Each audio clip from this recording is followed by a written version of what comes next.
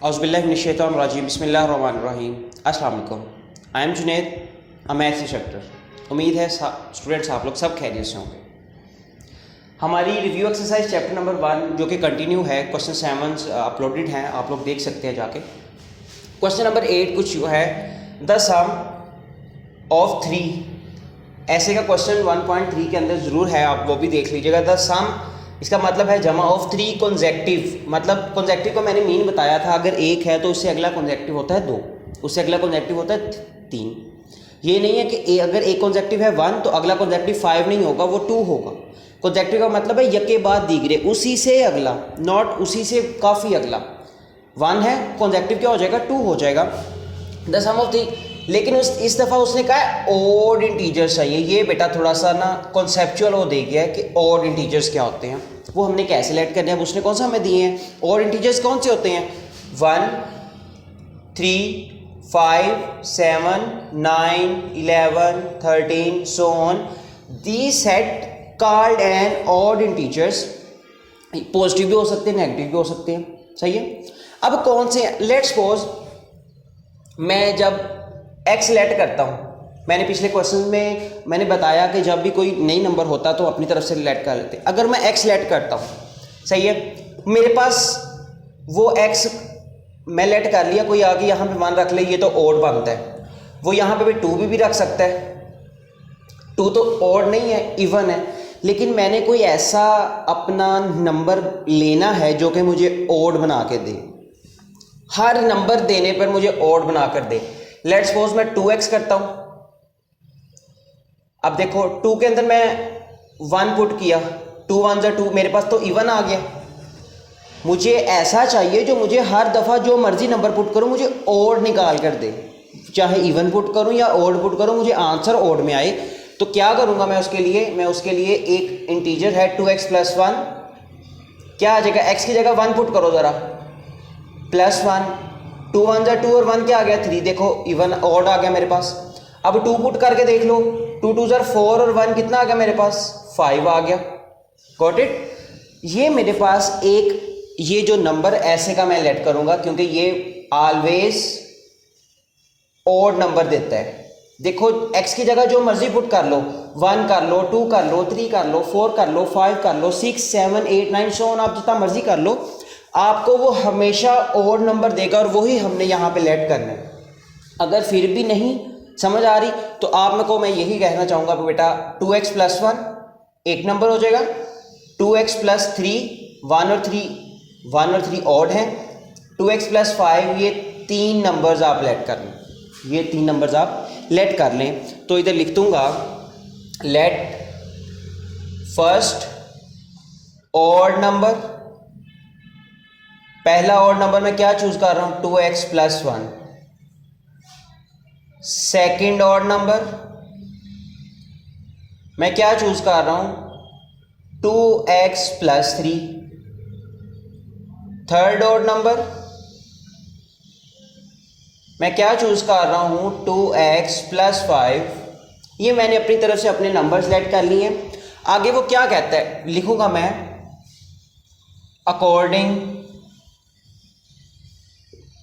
To condition, condition के according the सम, इन्हीं का सम देखो 2x + 1 plus 2x + 3 plus 2x + 5 equal to 51। सबका सम किसके इक्वल आता है 51 के, सही है। अब देखो 2x 4x और 2x 6x हो जाएगा, 6x + 1 और 3 4 और 5 9 इक्वल टू 51।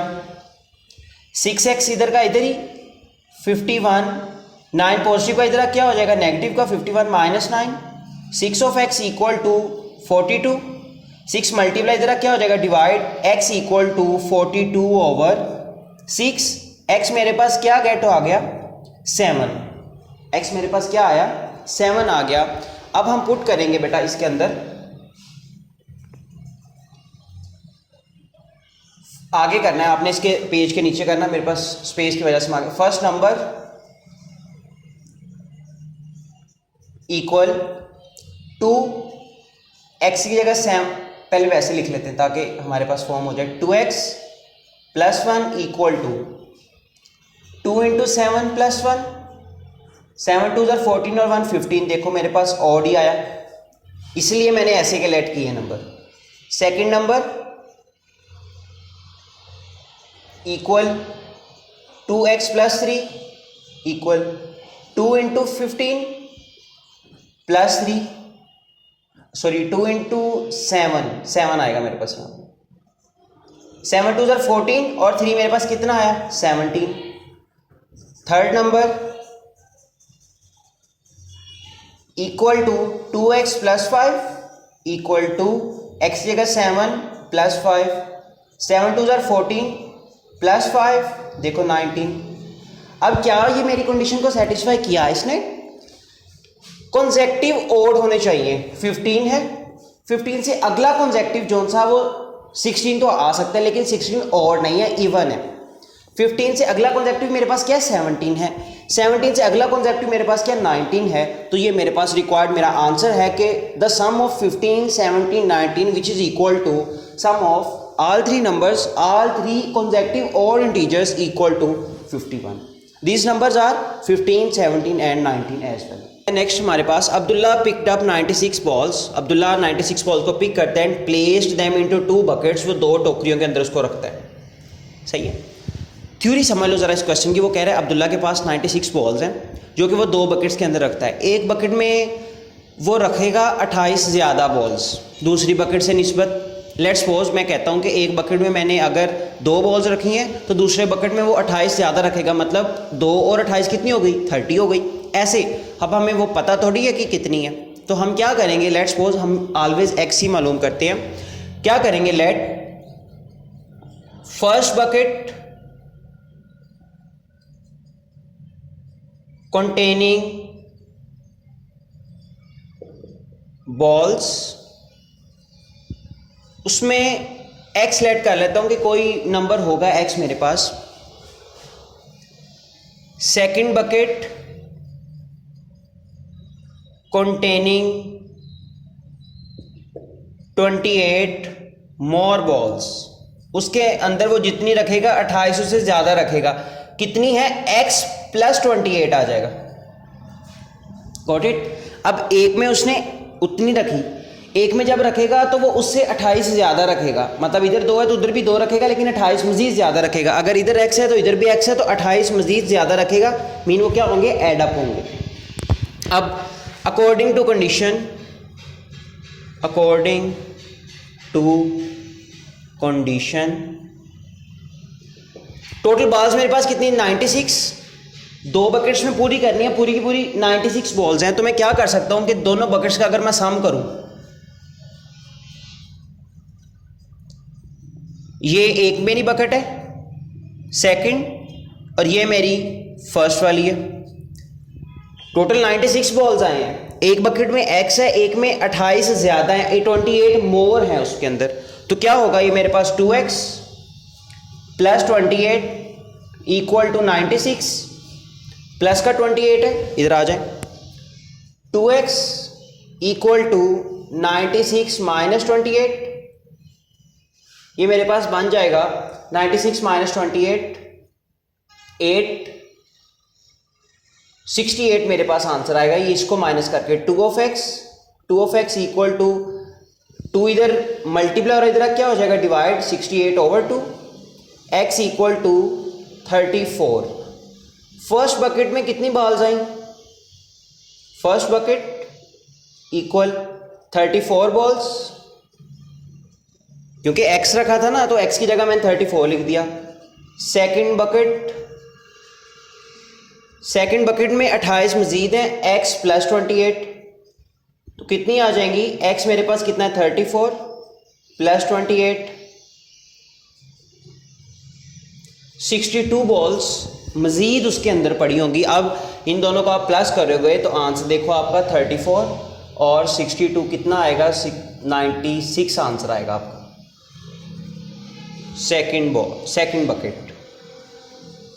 सिंपल इस डैट की थ्योरी समझने वाली है ना कि एक में उसने कोई भी नंबर रखा, दूसरे में 28 ज़्यादा रखेगा, मतलब पहले वाले सेम रखेगा ना।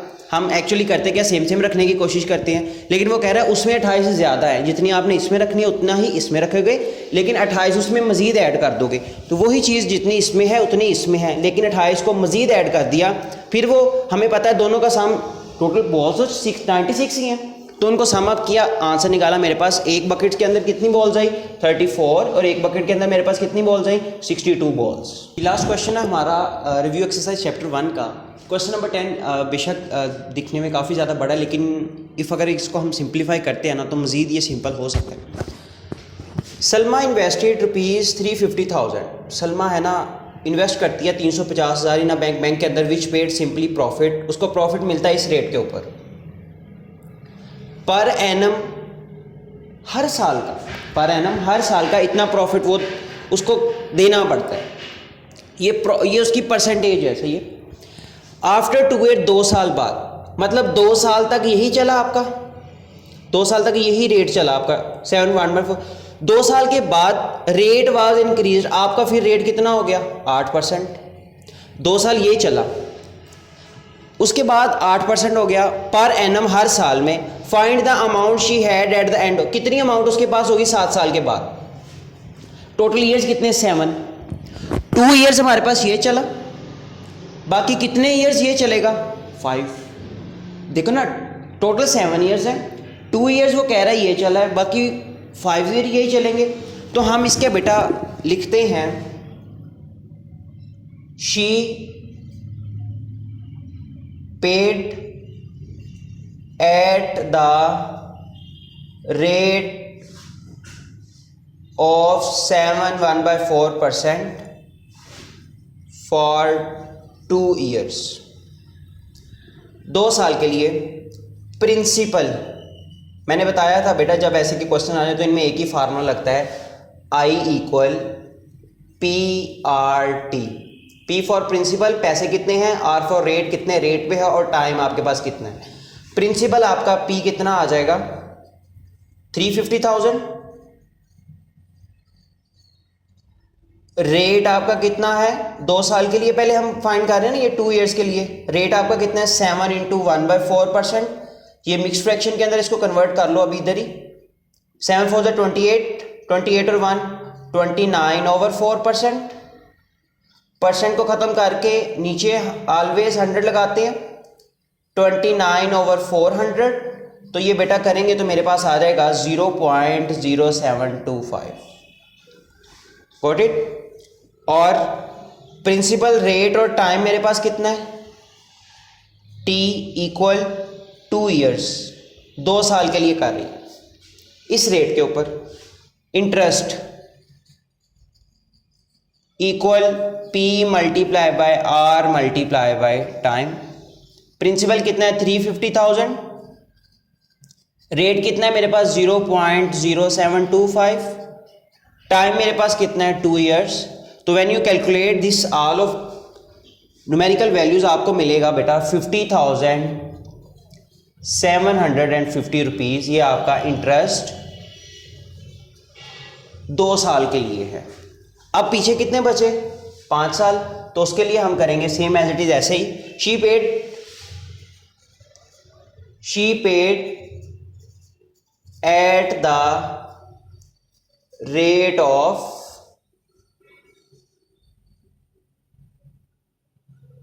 8% for 5 years। या आप अगर ये भी ना लिखो, आप ये ना लिखो कि she paid at the rate, लिख लो just rate of 7.14% for 2 years as it is. यहाँ पे rate of 8% for 5 years. Then principal आपका कितना है, P = 350,000। देन रेट आपका कितना है R 8%, परसेंट को ख़त्म करके नीचे ऑलवेज 100, कितना आ जाएगा 0.08। टाइम इज ऑलवेज, टाइम आपके पास कितना आएगा 5 ईयर्स आ गया। Interest P multiply by R multiply by T। Principal आपके पास कितना है 350,000 मल्टीप्लाई बाय रेट आपके पास कितना है 0.08 मल्टीप्लाई बाय टाइम आपके पास कितना है 5 ईयर्स। तो जब आप इसको कैलकुलेट करोगे बेटा आपके पास आपका आंसर आएगा इंटरेस्ट 140,000 रुपीज़। इंटरेस्ट 5 सालों में इतना बना उसका। टोटल अमाउंट या टोटल इंटरेस्ट भी आप कह सकते हो कितने सालों का, 7 सालों का। 5 का ये पड़ा हुआ है और 2 इयर्स का ये पड़ा हुआ है, दोनों को मिक्सअप करते हैं, एडअप करते हैं, क्या आएगा 140,000। पहले ये लिखेंगे 50,000 750 प्लस 140, तो मेरे पास इसका बेटा आंसर आएगा 5 लाख